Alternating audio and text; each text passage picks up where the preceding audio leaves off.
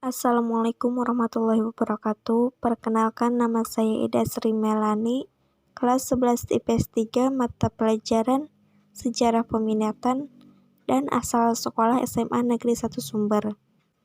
Di sini saya akan menyampaikan materi tentang pertempuran Midway yang terjadi pada tanggal 4 Juni 1942 sampai dengan 7 Juni 1942. Pertempuran Midway ini adalah pertempuran laut besar yang dianggap sebagai peristiwa paling penting dalam medan perang Pasifik Perang Dunia Kedua.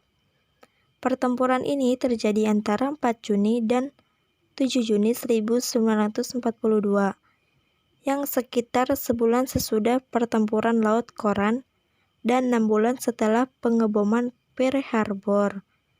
Angkatan Laut Amerika Serikat dengan letak meredam serangan Angkatan Laut Kekaisaran Jepang terhadap atol Midway dan mengakibatkan kerugian tidak ternilai dan merebut inisiatif strategis dari Angkatan Laut Jepang.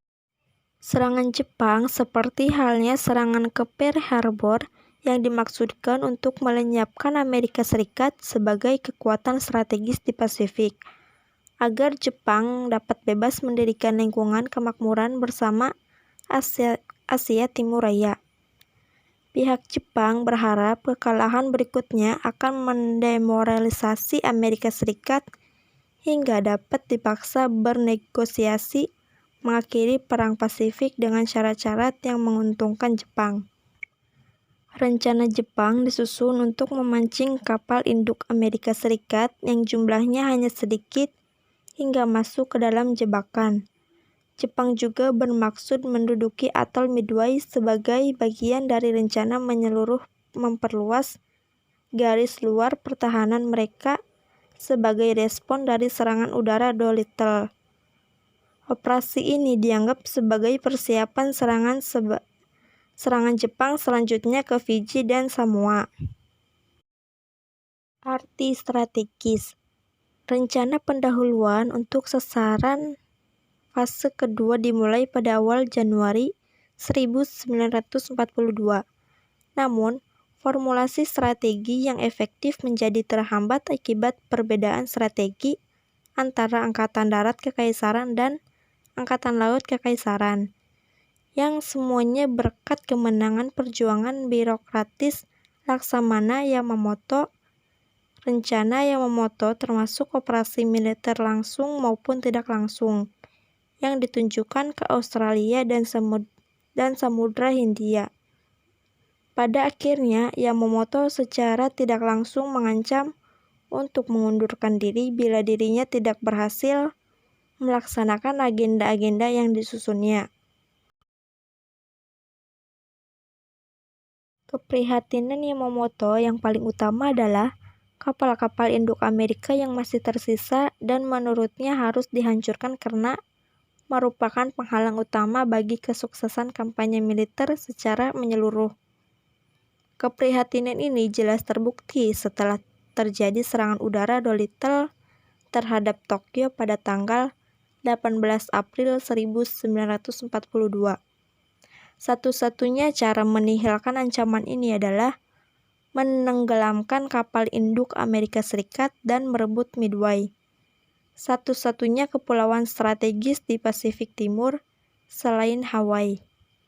Sebagai gantinya, Yamamoto memilih Midway yang terletak di ujung barat laut, rangkaian kepulauan Hawaii yang sekitar 1.300 mil sampai dengan 2.100 km dari Oahu.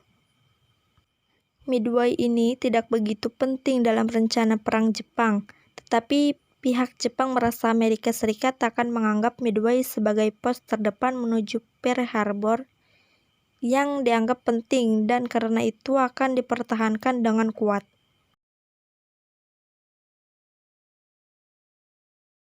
Rencana Yamamoto sama halnya dengan perencanaan Perang Angkatan Laut Jepang selama Perang Dunia Kedua. Rencana pertempuran Yamamoto sangatlah rumit. Meskipun demikian, hal yang paling penting adalah keyakinan Yamamoto bahwa Amerika Serikat sudah mengalami demoralisasi akibat kekalahan berturut-turut 6 bulan sebelumnya. Tanpa sepengetahuan Yamamoto, Amerika Serikat telah memecahkan sandi Angkatan Laut Jepang yang disebut JN-25 oleh Angkatan Serikat. Penekanan Yamamoto pada formasi kapal yang saling terpencar juga berarti di antara formasi kapal tidak dapat saling membantu, dan masih memiliki 2 kapal induk ringan, 5 kapal tempur, dan 6 kapal penjelajah. Tetapi tidak ada satupun di antara yang dikirim ke Midway. Jauhnya jarak antara kapal-kapal pegawai dan kapal induk juga berdampak serius terhadap pertempuran. Dan disinilah terdapat gambar atol Midway yang beberapa bulan sebelum pertempuran.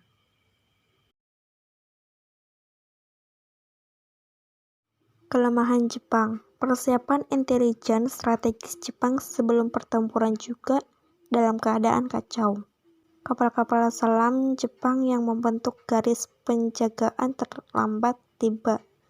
Sebagian diantaranya disebabkan tergesa-gesanya Yamamoto.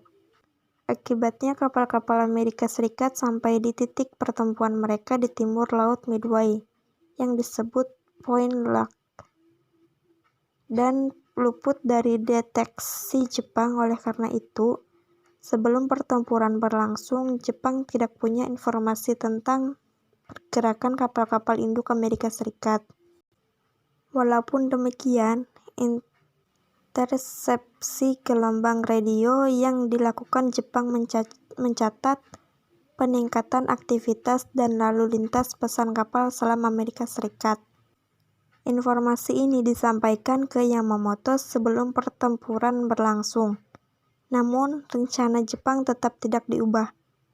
Namun, antena radio Nugomo tidak dapat menerima transmisi gelombang panjang, dan ia sama sekali tidak tahu tentang pergerakan kapal-kapal Amerika Serikat itu.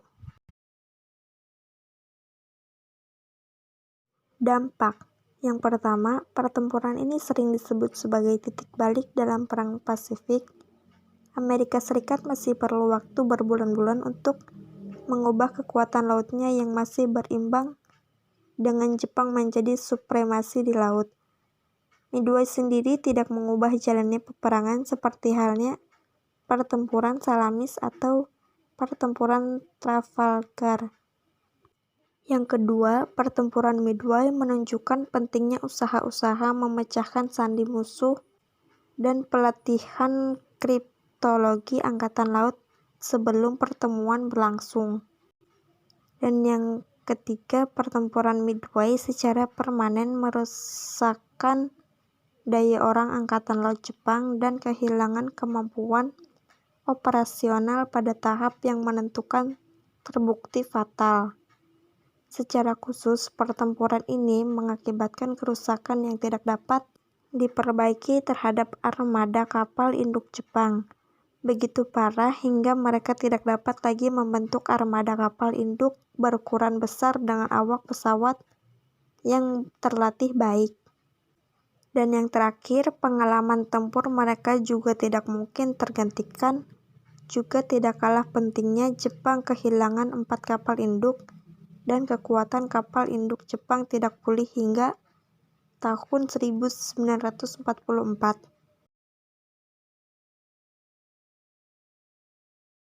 Sekian materi yang saya sampaikan, kurang lebihnya mohon maaf.